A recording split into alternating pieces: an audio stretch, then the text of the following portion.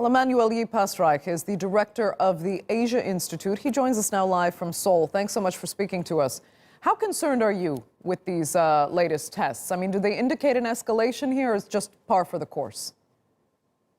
Well, from the perspective of North Korea has been quite restrained, I would say, of late. And it's been a positive that there has been so little military drills in North Korea.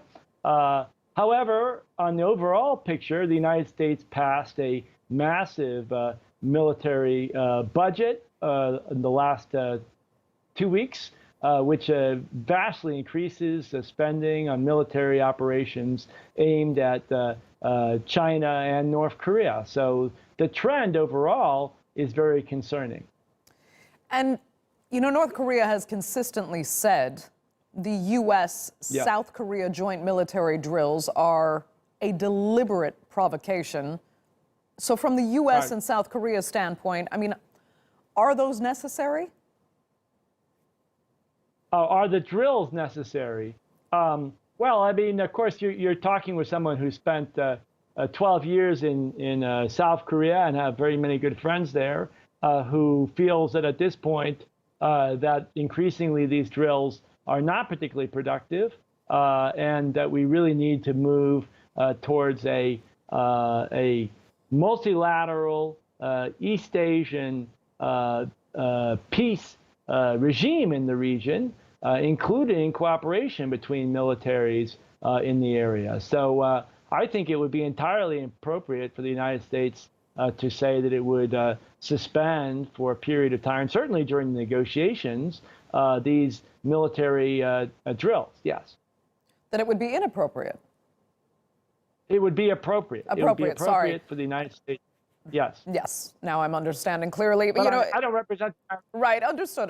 You're an analyst. But, you know, while you're talking about the U.S. having passed this massive military budget, Donald Trump has put a lot on its plate right now.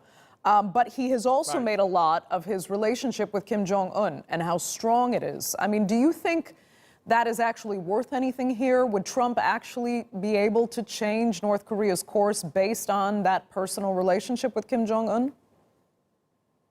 Well, it's happened in history, so I wouldn't say it's impossible. But I was very concerned. I mean, for example, in the military appropriations bill, there was an amendment tacked on the end which called for the end of the Korean War. So that was a very positive step. But the entire bill was based upon the assumption that the Pentagon would massively increase its spending in East Asia, primarily in East Asia. So if the money's going that way, it has to be aimed either at China or North Korea.